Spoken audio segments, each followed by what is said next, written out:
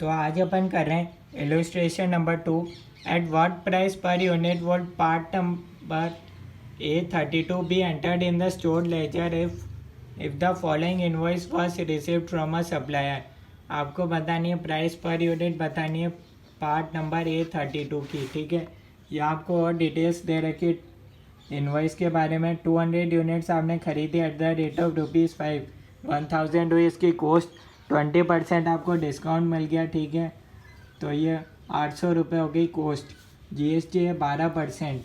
अब जीएसटी क्या है, मतलब ये वापस रिफंडेबल है नॉन रिफंडेबल है, इसके लिए आगे देख लेते हैं।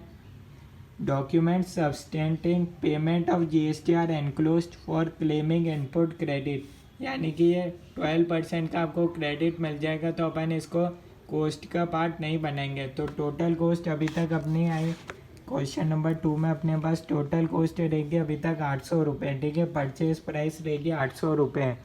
इसको आप यूँ लिख सकते हो, परचेज प्राइस 800 रुपये। ठीक है, इसके आगे लिख रखा है packing charges 5 non returnable boxes. ठीक है, रिटर्नेबल नहीं है तो इसको अपन कॉस्ट का पार्ट बनाएंगे। कितना है, 50 रुपये। ठीक है, तो ये आपके पास आ गया भैया 850 रुपये टोटल कॉस्ट आ गई। आगे क्या लिख रहा है, 2% cash discount will be given if payment is made in 30 days.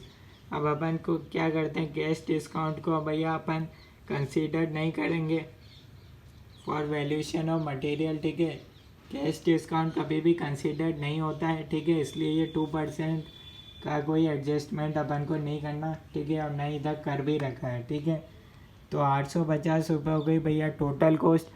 अपन ने यूनिट्स कितनी परचेज करी थी, 200 यूनिट्स। 850 डिवाइडेड बाय 200 यूनिट्स के हिसाब से आप कर दो, तो ये आपके पास आ जाएगा भैया 4.25 पर यूनिट कॉस्ट। तो ये इस क्वेश्चन का सॉल्यूशन। कोई डाउट है तो आप बता सकते हो।